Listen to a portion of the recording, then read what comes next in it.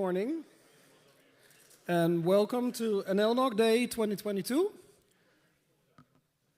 Silence. First of all, you would probably have expected our chairperson Natalie today, but unfortunately, due to personal reasons, she can't be with us here, but she's on the stream, so she's with us. Then, obviously, a big welcome to you, to everybody. A few housekeeping matters. You might have seen there's two types of lanyards. The blue ones mean keep a little bit distance, please, no handshaking, etc. And the orange ones are it's okay to shake hands, cuddle, whatever you want to do. Also, there are face masks available downstairs at the registration, and there is hand gel downstairs as well. Then I would like to ask everybody to be your best self. Be nice to each other, be nice to the presenters, and if there's anything you don't feel safe or you want to share your concerns, then please see Thomas. Thomas is not in the room. He's still downstairs, I think. Right, he's handing out t-shirts. Thanks, Frans. We do have hoodies, as most of you have reserved them. Starting from 2 o'clock this afternoon, you can also buy an additional hoodie, or if you haven't reserved a hoodie, you can buy them downstairs. Then, obviously, we couldn't have organized this today and organize NLNOG without our brilliant sponsors, which I would like to call out. They are Quanza, Retten, Fusix Networks, Juniper Networks, BIT, FiberRing, Ripe NCC, Alira, Nokia Networks, NLNet Labs, Duocast, KPN, Arista, Smart Optics, LeaseWeb, NLIX, NTT, SpeedIX, PowerDNS, M6, LoNAP, Internet Society, 10IT, OpenBSD Amsterdam, and i3d.net. A big thank you to all our sponsors.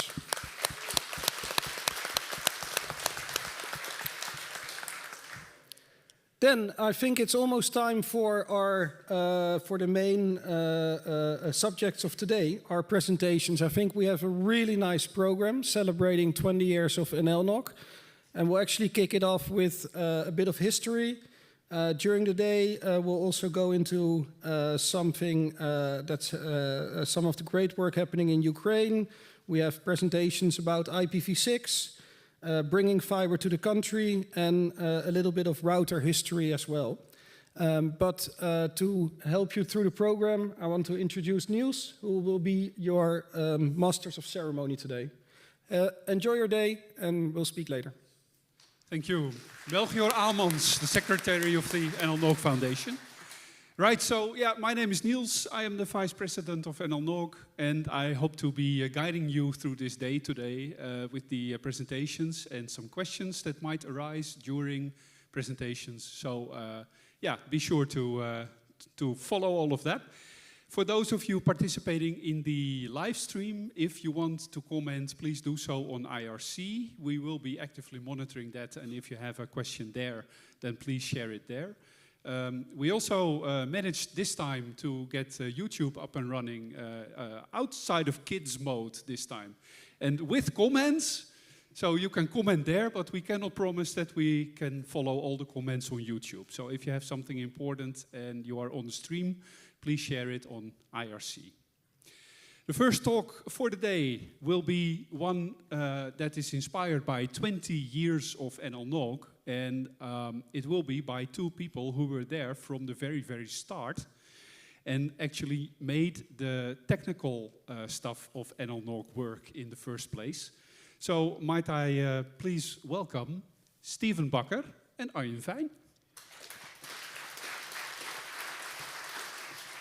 Thank you, Niels. Let's see if this one works. No, it doesn't work. Can someone? Yes, okay. So, yeah, this is going to take you back to the year 2002. It was quite a special year because we got a new currency. There was a royal wedding. There was a royal death.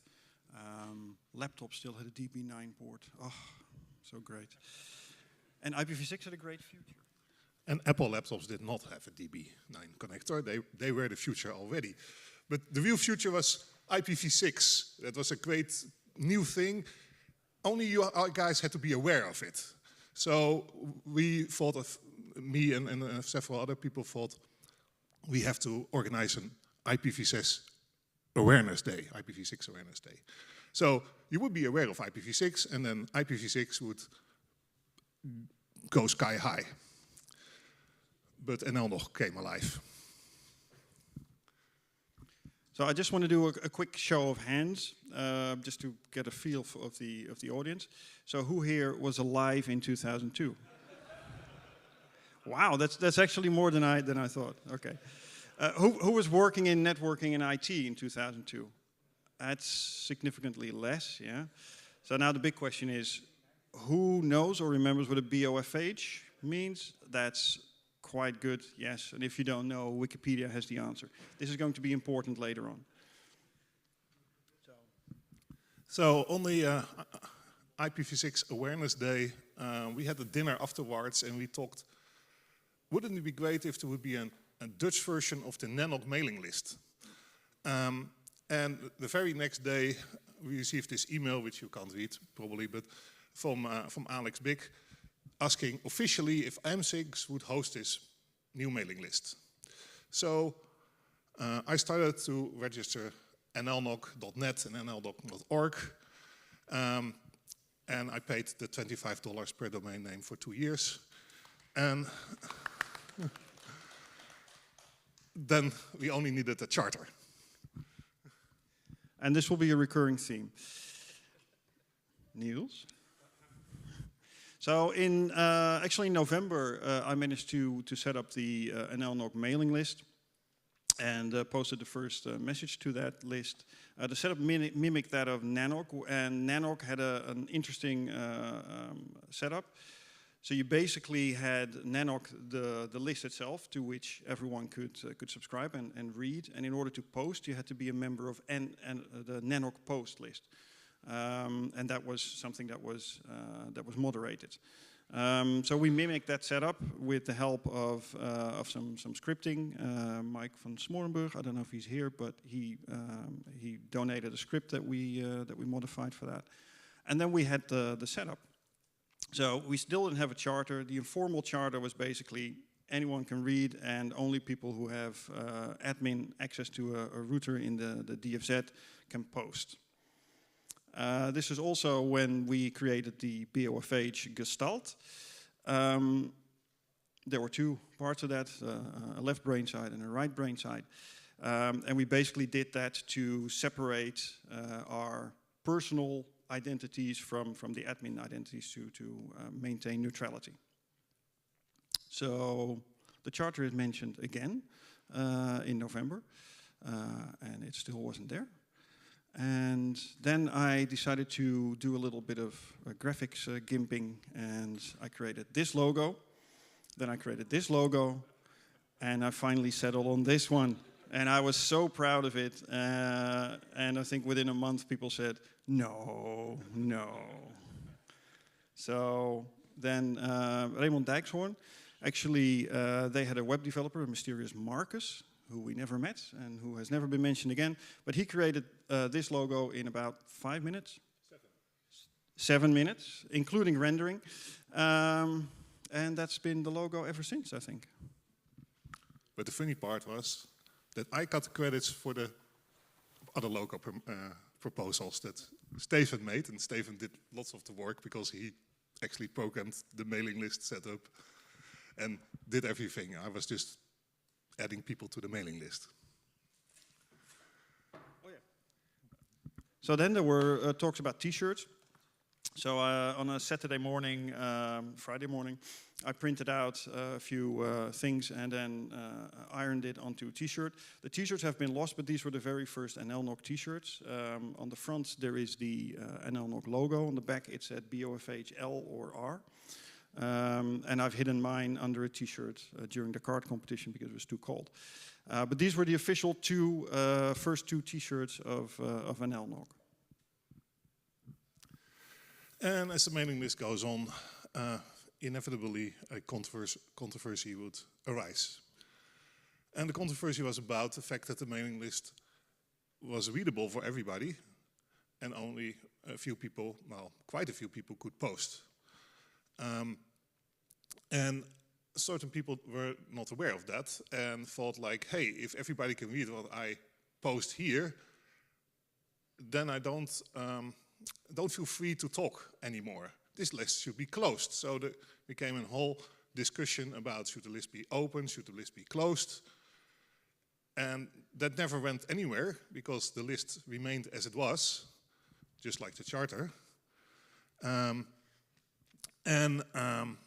Yeah, at some point this whole discussion died, but the mailing list sort of died as well. The volume went really low after that. But luckily, some new people stand up in the community and thought it was time for a New Year's celebration.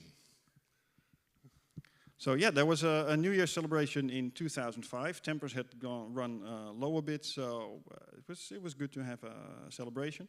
It was a big success. It was such a success that there was also an end of year's drink in that same year, and I think that's the only time that has ever happened. But since then, the New Year's drinks have been a regular feature, and I think that's actually a great feature. And then Job sent me an email, Arjen, I'm having an idea. I want to put shell servers in every AS that is interested. Could you please delegate the domain ring.nlnog.net to me? So I did that, thought easy, I delegate. And then Job said, but you also have to do DNSSEC. And I was running bind. So that was a headbreaker. But it went for quite a while. In the meanwhile, we had more New Year celebrations and even an NLNOG days, I think. And then things got really, really serious. Job thought like, let's make a foundation. Yes, so that was the first mention of the foundation on the mailing list. And within half a year, the actual foundation was created. By the way, I managed to just Google, what was it, NLNOG Foundation creation, and this pops up. So somebody scanned the official document. And that was the 5th of January 2015. So a flag day. And then it was time to set up. And then Job said, okay, now we have a foundation. Can you delegate transfer the domain to the foundation? And I said, okay, I'll do that tonight. And I transferred the domains, got the ICANN mails, and then the domain was transferred. The only sad part was that I just paid for another year. But that's okay.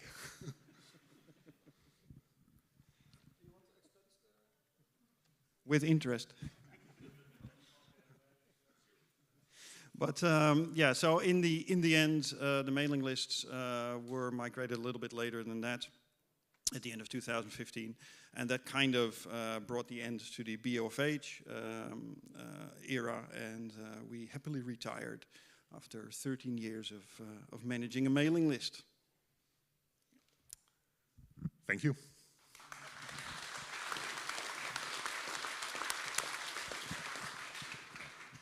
Yeah, well, okay, I can use that one as well. So that was all about the start of NLNOG, when those were days that there was a mailing list, and I think there was also an IRC channel pretty quickly. So since 2002, there has been this mailing list, and there has not been a charter for that mailing list. It could be that this is still on my to-do list. I'll work on it, okay? You see each other in 20 years. Yes. Are there any questions for Arjen and Steven about the beginnings of NLNOG, things that they could have done better? We have already asked Arjen if he still has the receipts for those domain registrations. No questions? No questions on IRC either, Teun? No? All right. Good. In that case, thanks again. Both BOFHs. Thank you.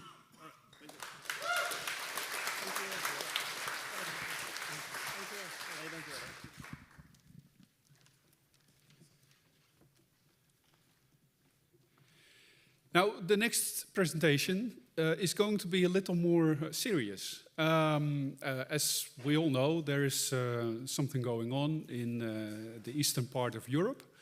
And this means that, unfortunately, many people are inconvenienced and networks are also inconvenienced. And we have a presentation about that. There is an initiative called Keep Ukraine Connected. And one of the people running the whole thing is over there. We have a presenter from Ukraine.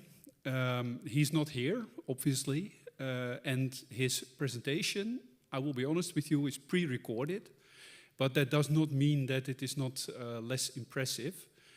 After the presentation, Dmitro will join us live for questions and comments and everything via video call. So you can raise your questions if you